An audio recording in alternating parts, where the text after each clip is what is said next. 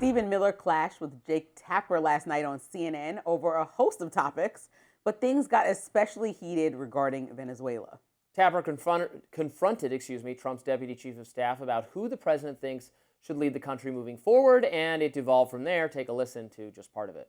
Should there be an election? Let me, if you give me the floor for 30 seconds, let me tell you what we are doing here, Jake. This whole period that happened after World War II, where the West began apologizing and groveling and begging I don't even and know, engaging these honestly, vast what you're talking reparation about right schemes. now. What I'm talking about, Jake, is the idea, and by the way, you do, I know, you love doing that smarmy thing, Jake, and I was hoping to be better than that this time. I asked you about if there should be an election. Exactly. I asked you if there would be an election in Venezuela. That's what I asked. I said, why was the president so quick to dismiss Machado? The exchange continued.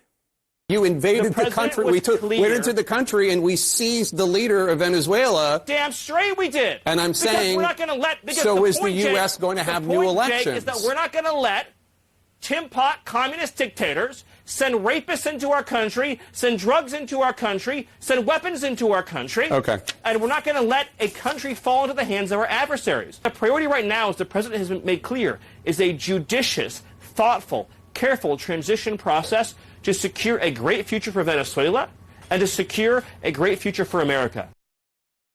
Maduro's vice president, Delcy Rodriguez, was sworn in as acting president after Maduro's capture and so far has led a defiant Venezuelan government despite Trump's claim that the U.S. would run the country. Meantime, Maduro and his wife appeared in a New York court for the first time yesterday. The couple entered dual not guilty pleas to drug and weapons charges laid out in the indictment against them. Now, Maduro reportedly told the judge, quote, "I am innocent, I am not guilty, I'm a decent man."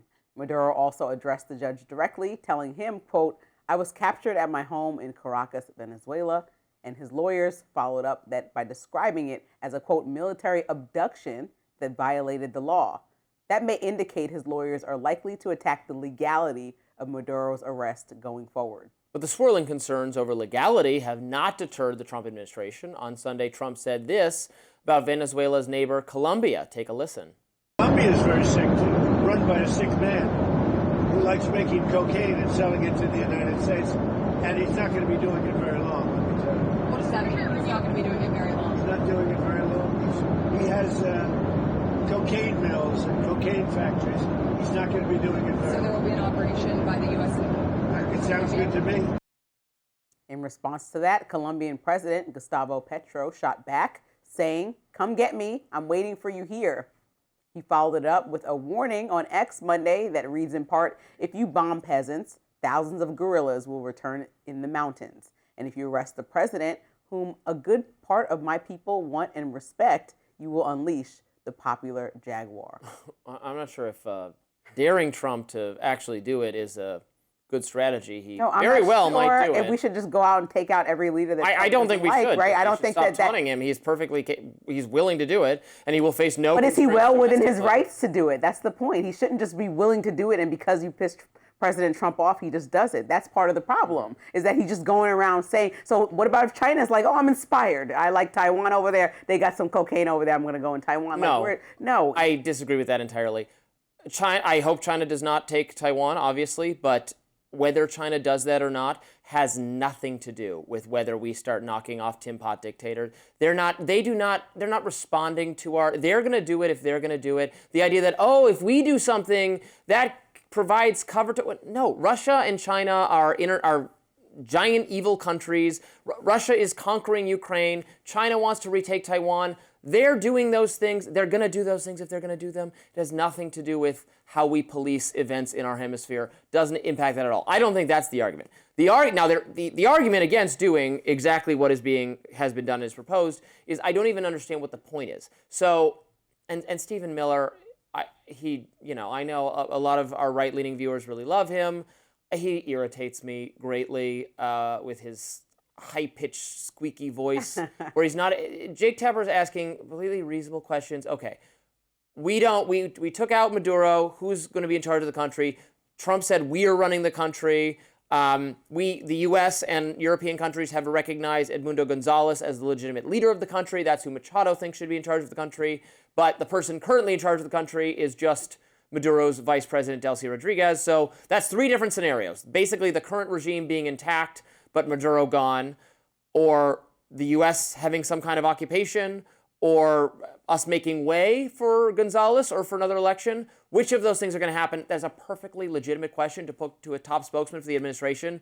And then he starts talking about, since World War II, we did, shut up. And just answer the question. And Jake Tapper, he said he was being, smirking, and he didn't like the face that he was making. But, I mean, that's a real, like you said, there's no plan in place. What's the plan? What's the price tag? American lives? What is the timeline? It doesn't make sense. And when you talk about Rodriguez being in place, she was in the National Assembly yesterday, and she said, free the president of Venezuela, free Maduro. I mean, right, there's an argument if Maduro should go, she should go too.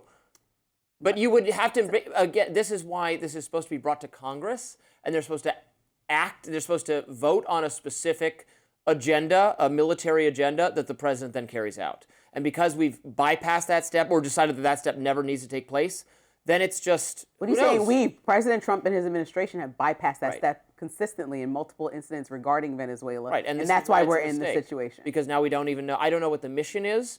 I don't know what they're trying to achieve. I don't know if it's mission accomplished. It was just about Maduro. It was just a law enforcement action. It's not about changing the regime in Venezuela. It's just about getting this guy for a variety of reasons. Maybe that's what the case actually is, and some people have made that.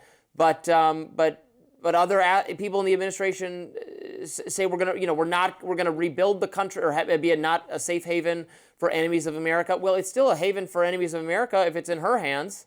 And Delcy Rodriguez, she forcefully has condemned, even though President Trump is saying they'll work together, and she said she might be open to it. She's saying to the people of her country, free Maduro, and forcefully condemning him on her airwaves and to her direct addresses to the nation. And the people in her country are celebrating in the streets that Maduro is gone. So, but I don't see how they would separate the difference between Maduro leading and her leading. And I think that it could easily be a nuanced situation. Like, there is, like I told you, the county in Florida that is celebrating specifically has the highest population of Venezuelan immigrants. It can be existing that Venezuelan people actually did not want him to lead. He's an illegitimate leader. That does not mean that the United States had the legal authority to skip over Congress, go in there and snatch that man out of his country and bring him to U.S. jail on drug charges. And we're going to talk about a lot of those drug charges that are not consistent in any way with the way that President Trump is operating his administration based on the people that he's pardoned in recent months, to say that you're going tough on drugs, specifically when it comes to Venezuela. So a lot of people are looking at this and saying not only what's the legality, but what was the thought process here, and what are we really trying to do over there?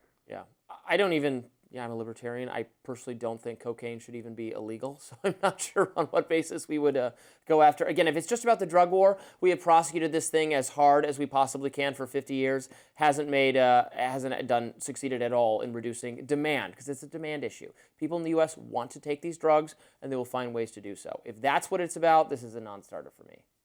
Well, U.S. health officials are slashing the number of vaccines recommended for all children.